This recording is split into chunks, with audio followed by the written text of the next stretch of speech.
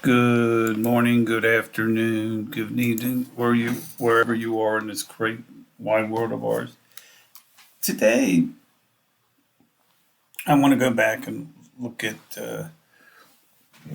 concerning where I said that the Native Americans and where this foundation of reservations came back, and when we look at this, like I said, we go back to the 19th century, around the time when Andrew Jackson's president, especially with the Indian Removal Act of May of 1830. In the first measure, this became the first major legislation, the departure from the U.S. policy of officially respecting the legal and political rights of American Indians. So, in essence, uh, what this act created was going from the norm up to this point. And remember, the nation was the first president in the Constitution came about in 1789, but the mindset up to this time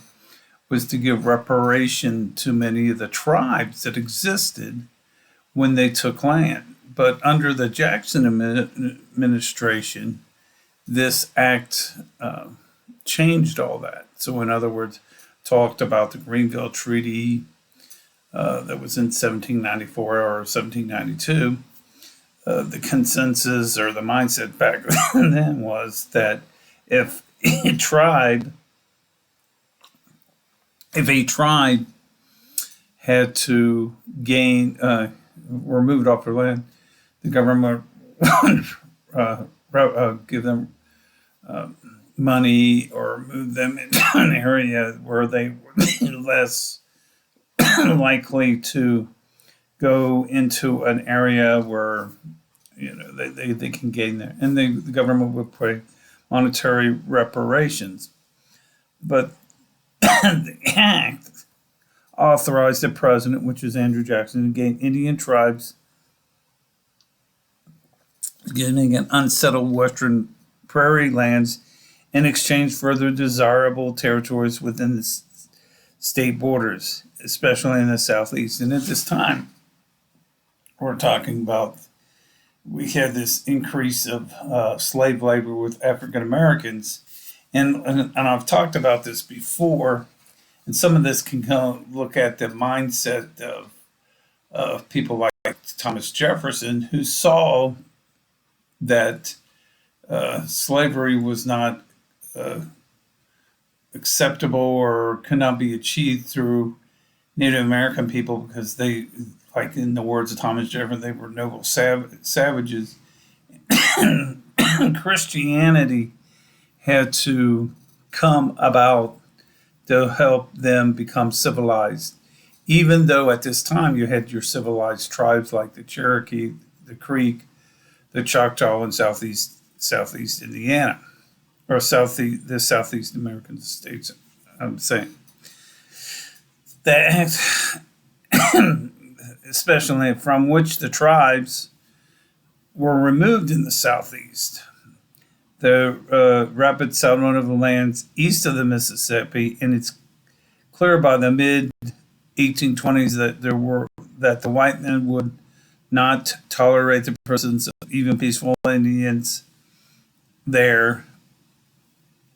President Andrew Jackson vigorously promoted the new policy, which became incorporated in the Indian Removal Act of 1830, although the bill provided only for the negotiation with the tribes east of on the basis of payment for the lands.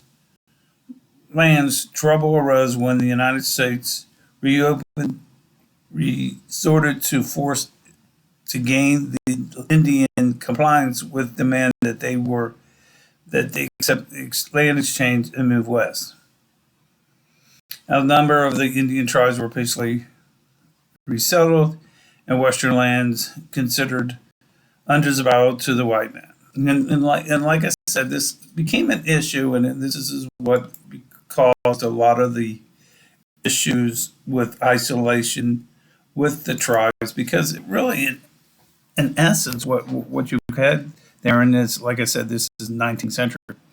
is that these were undesirable lands. And as settlements, because of the Manifest Destiny of 1854 or 1850, somewhere in there, the mindset again there was that we will move Native American people on land areas that were not desirable for farming or agricultural purposes. Remember, during this time, especially in the 19th century, there was this theory of 20 acres and a mule, and this became an issue even up into the 1930s with FDR, Franklin Delano Roosevelt. Again, the mindset of giving this land to white settlement rather than to help the downtrodden Native American people.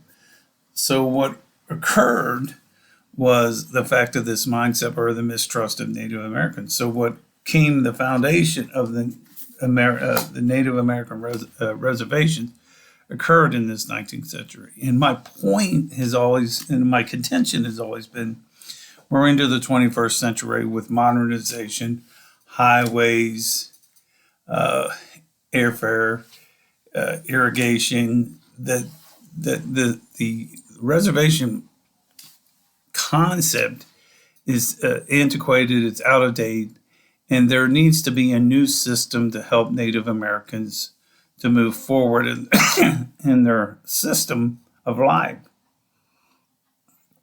And as you can see, most of these areas are predominantly, a lot of them are in the western parts in the United States, eastern parts of places like Ohio, Indiana, Kentucky are not very or similar, or not very aware of many reservations in these areas, but they're more in tune to areas like Southern California, Arizona, New Mexico. But if you look on the map, and I've talked about this last week, the Navajo are in the Four Corners, and if you look at that, the area is very isolated and it's not really conducive for farming in that area. So, and it's really not conducive to get transportation, even though there are roads there, which in the past there weren't roads. So in essence, what occurs here is there's a lack of mistrust that comes out of Native Americans and the contempt of not really helping the Native Americans. This coincides with also the what became Grant's issue later in the 19th century, the Indian question as to what we do with the Native American people.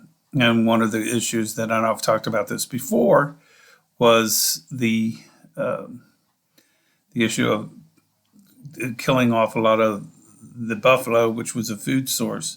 So what became the issue in the late 19th century became known as the Dawes Act. And then also what became known is also the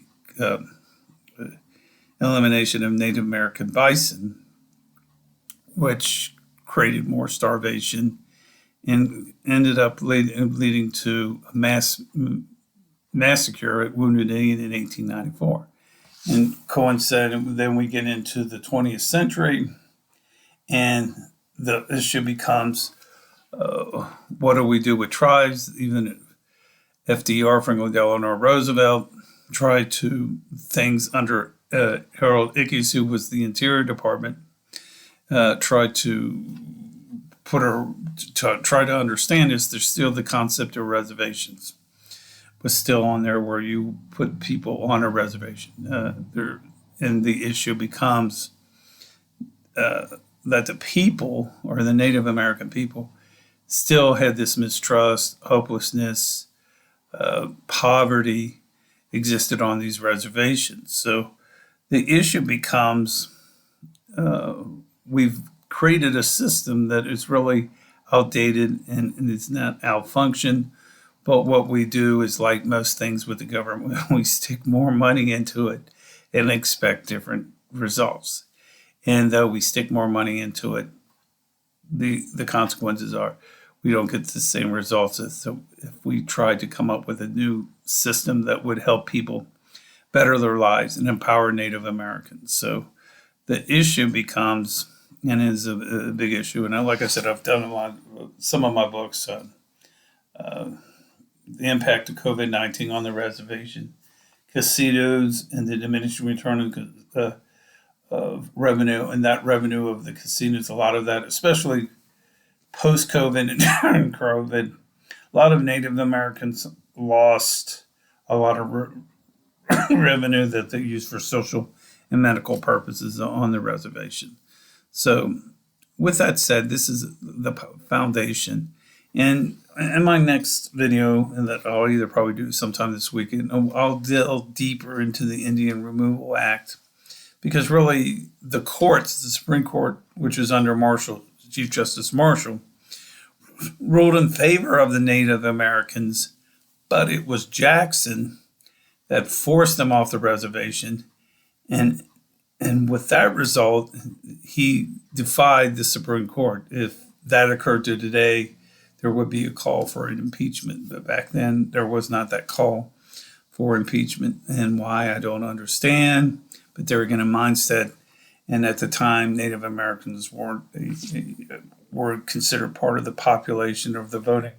It was normally white settlement, white European settlers. So there again, that became a big issue and it's a big crust with me, because like I said, this in the 1830 Removal Act set precedents all the way down, all the way through, consequently through the 19th and 20th century. Anyway, please like and subscribe to my channel.